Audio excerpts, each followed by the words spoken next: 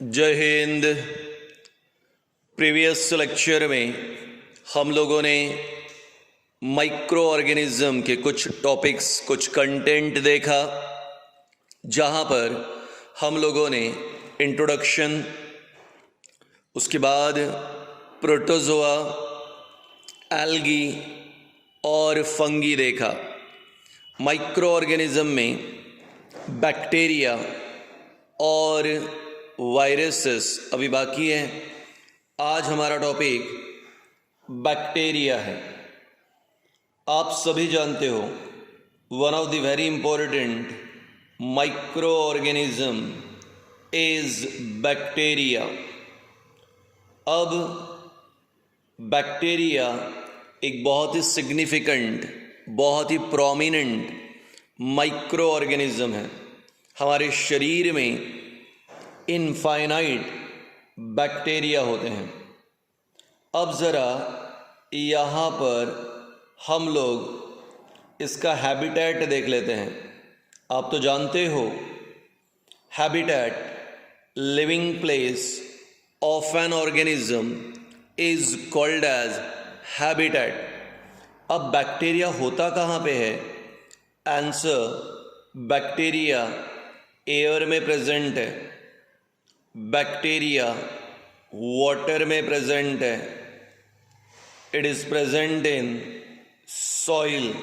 तो एयर में, वाटर में, सॉइल में, एनिमल्स में, प्लांट्स में, हर जगह पर बैक्टीरिया प्रेजेंट होता है, हर जगह पर। इवन डेजर्ट और बर्फ में भी हमें बैक्टीरिया दिखाई देते हैं। So bacteria are present everywhere in the world. So मैंने कहा कि बैक्टीरिया इम्पॉर्टेंट माइक्रो ऑर्गेनिज्म है और ये ऑलमोस्ट सभी जगहों पे पाया जाता है, एयर में, वाटर में, सॉइल में, एनिमल्स में, प्लांट में, वगैरह वगैरह। ये जो बैक्टीरिया होते हैं हमारे लिए, ये पॉलीमॉर्फिक शेप के होते हैं। बैक्टीरिया हमारे लिए पॉलीमॉर्फिक शेप के होते हैं। आप तो जानते हो the organisms which have different shape और फॉर्म इज कॉल्ड पॉलीमॉर्फिक।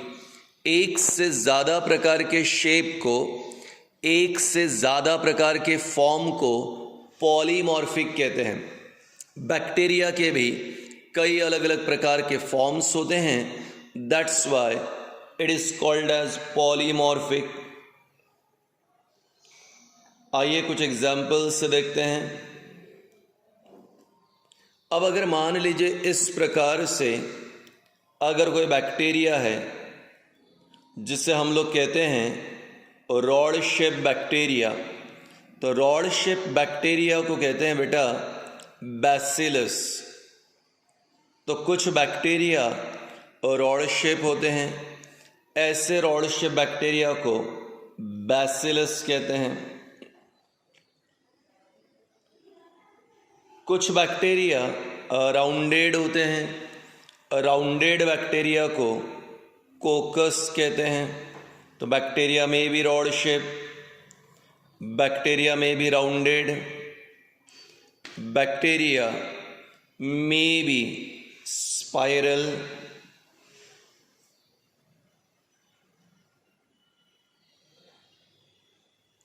तो इस प्रकार स्पाइरल शेप बैक्टीरिया भी होते हैं। और अगर ऐसे स्पाइरल शेप बैक्टीरिया है तो उसे कहते हैं स्पिरिलम। तो अब तक हमने 3 एग्जाम्पल्स कोट कर दिए शेप से related. Rod shape, bacillus, rounded, कोकस, spiral, spirillum, and the last one comma shape, it is called vibrio.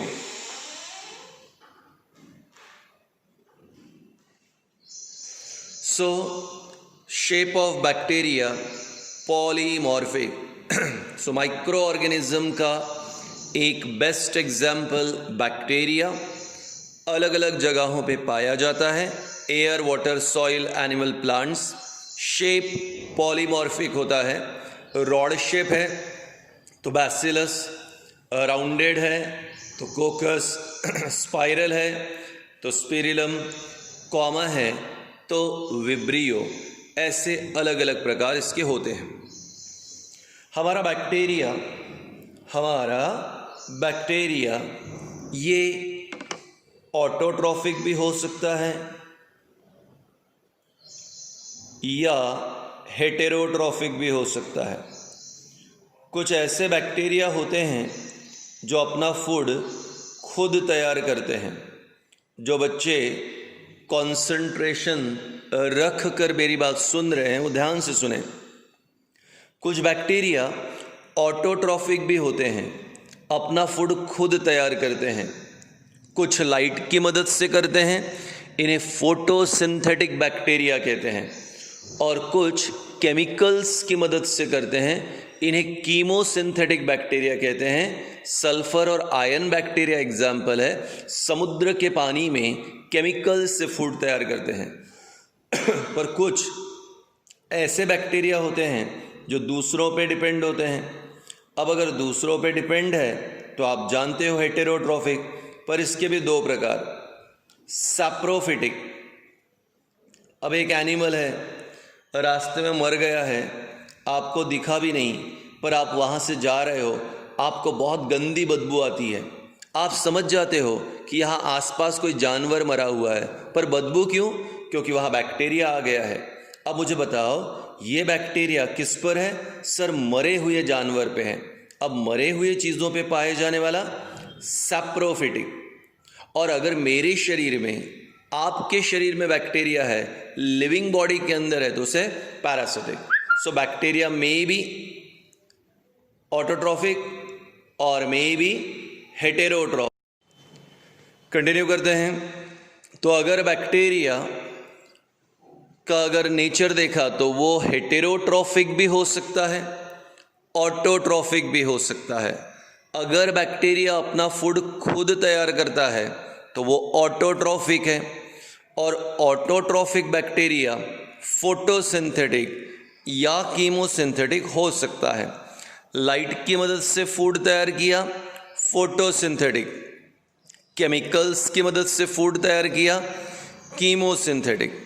उसी प्रकार अगर बैक्टीरिया दूसरों पर डिपेंडेंट होता है तो हेटेरोट्रॉफिक, और हेटेरोट्रॉफिक में सैप्रोफिटिक और पैरासिटिक।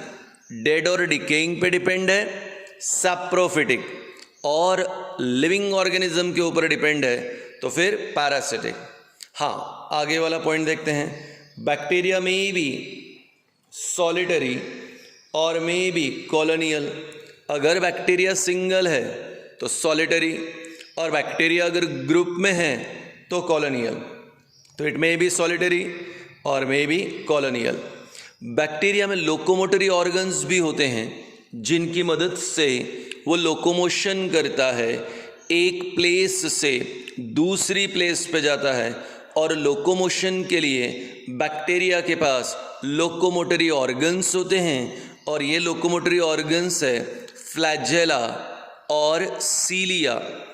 फ्लैजेला और सीलिया, लॉन्ग थ्रेड लाइक स्ट्रक्चर है फ्लैजेला, जैसे लिश्मीनिया में देखा था, और स्मॉल हेयरी स्ट्रक्चर है सीलिया, जैसे पैरामीशियम में देखा था। Asexual and sexual reproduction is also same. तो हमारा बैक्टीरिया असेक्सुअल सेक्सुअल रिप्रोडक्शन भी करता है। एक बार सारे कंटेंट को रिकॉल करते हैं। बैक्टीरिया एक माइक्रो ऑर्गेनिज्म है। माना जाता है कि एंटन वॉन ल्यूवेनहॉक ने ही इसे डिस्कवर किया। Bacteria air, water, soil, plant, animal, desert, ice सभी जगह पाया जाता है। इसका शेप फिक्स नहीं होता, ये कई प्रकार के शेप में पाया जाता है। पॉलीमॉर्फिक, रॉड है बैसिलस, राउंडेड है कोकस, स्पाइरल है स्पिरिलम, कॉमा है विब्रियो। हमारा बैक्टीरिया ऑटोट्रॉफिक और हेटेरोट्रॉफिक, सॉलिटरी और कॉलोनियल, असेक्सुअल और सेक्सुअल रिप्रोडक्शन, और लोकोमोटरी ऑर्गन फ्लैजेला और सीलिया। चलिए अभी हम लोग यहाँ पे बैक्टीरिया का स्ट्रक्चर देखते हैं कि बैक्टीरिया दिखता कैसे है। तो this is the complete diagram of bacteria. अभी मैंने आपके लिए ये कलरफुल डायग्राम निकाल के रखा है ताकि आपको ईजीली समझ जाए। बोर्ड पे ये डायग्राम निकाल कर एक्सप्लेन करना काफ़ी हेक्टिक हो जाता, इसलिए मैंने आपके लिए आज का जो वीडियो है ये पेज पे बनाने के लिए डिसाइड किया था। चलिए देखते हैं। ये बैक्टीरिया है एक्सटर्नली, सबसे बाहर एक्सटर्नली बैक्टीरिया इज कवर्ड और protected by means of a layer called as cell wall. तो सबसे बाहर बैक्टीरिया में एक प्रोटेक्टिव लेयर होती है और बैक्टीरिया के बाहर पाई जाने वाली प्रोटेक्टिव लेयर का नाम है cell wall. So externally bacteria is covered और protected by means of cell wall. अब ये जो सेल वॉल है इसमें कितने केमिकल्स हैं? 3। सर आपने केमिकल क्यों कहा? क्योंकि बैक्टीरिया का सेल वॉल प्लांट के सेल वॉल से अलग है। प्लांट के सेल वॉल में सेलुलोज नाम का केमिकल होता है, लेकिन बैक्टीरिया के सेल वॉल में 3 डिफरेंट केमिकल्स होते हैं। और बैक्टीरिया के सेल वॉल में जो केमिकल्स हैं उनका नाम है एन एसिटिल ग्लूकोसामाइन। एन अलग है, एन एसिटिल ग्लूकोसामाइन। दूसरा N acetyl muramic acid, N acetyl muramic acid. और तीसरे नंबर पे है बेटा पेप्टाइडोग्लाइकन, पेप्टाइडोग्लाइकन। तो इस प्रकार से हमारे पास सेल वॉल है। तो कोई पूछे क्या बैक्टीरिया में सेल वॉल है? बोले हाँ, बैक्टीरिया में सेल वॉल है और इसके सेल वॉल में 3 केमिकल है, N acetyl glucosamine, N acetyl muramic acid और पेप्टाइडोग्लाइकन। आगे अब हमारा जो बैक्टीरिया है उसके सेल वॉल के भीतर एक और लेयर होती हैं जो मैंने पिंक कलर से रिप्रेजेंट की, और इस पिंक कलर के लेयर को हम लोग कहते हैं plasma membrane. So here within the cell wall of bacteria, within the cell wall of bacteria we are having another layer called as plasma membrane or plasma membrane lipoproteinous। lipoproteinous मतलब lipids और protein का बना हुआ, तो lipids और protein से बनने वाला लिपोप्रोटीनस। तो ये जो प्लाज्मा मेम्ब्रेन है जो मैंने पिंक कलर से रिप्रेजेंट किया है वो एक जगह पर फोल्ड हो गया, और जहाँ पे वो फोल्ड हो गया उस पोर्शन को कहते हैं मीजोजोम। सो प्लाज्मा मेम्ब्रेन के फोल्डेड पार्ट को, प्लाज्मा मेम्ब्रेन के फोल्डेड पार्ट को मीजोजोम कहते हैं। और मीजोजोम ये बैक्टीरिया को रेस्पिरेशन के लिए मदद करेगा। मीजोजोम बैक्टीरिया को रेस्पिरेशन के लिए मदद करेगा। आगे जो लिक्विड प्रेजेंट है, जो लिक्विड प्रेजेंट है बैक्टीरिया के अंदर, उसे हम लोग कहते हैं cytoplasm. So whatever the liquid present in bacterial cell, cytoplasm. It shows ribosomes जो कि एक सेल का पार्ट है, माइक्रोट्यूब्यूल एक्सेट्रा। तो माइक्रोट्यूब्यूल, राइबोसोम साइटोप्लाज्म में होते हैं। वापस एक बार, सबसे पहले बैक्टीरिया के बाहर एक प्रोटेक्टिव लेयर है जो ब्लू कलर से रिप्रेजेंट की। इस प्रोटेक्टिव लेयर को सेल वॉल कहते हैं। आगे सेल वॉल में 3 केमिकल्स हैं, नाम बता दिए। सेल वॉल के अंदर प्लाज्मा मेम्ब्रेन है, वो लिपोप्रोटीनस है, लिपिड और प्रोटीन, फैट और प्रोटीन से बना। एक जगह पे वो फोल्डेड है, मीजोजोम। और मीजोजोम बैक्टीरिया को रेस्पिरेशन के लिए मदद करेगा। सेल के भीतर लिक्विड है, लिक्विड का नाम साइटोप्लाज्म, साइटोप्लाज्म में राइबोसोम माइक्रोट्यूब्यूल्स होते हैं।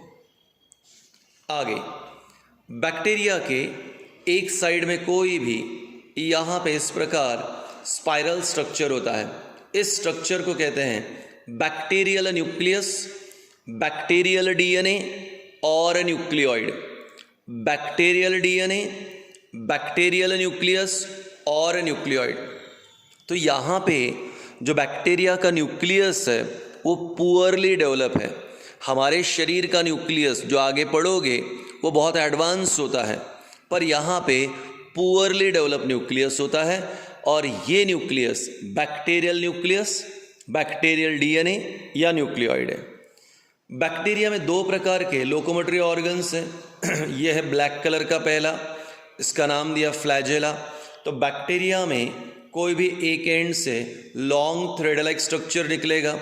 इस थ्रेड लाइक स्ट्रक्चर को फ्लैजेला कहते हैं, ये लोकोमोटरी ऑर्गन है।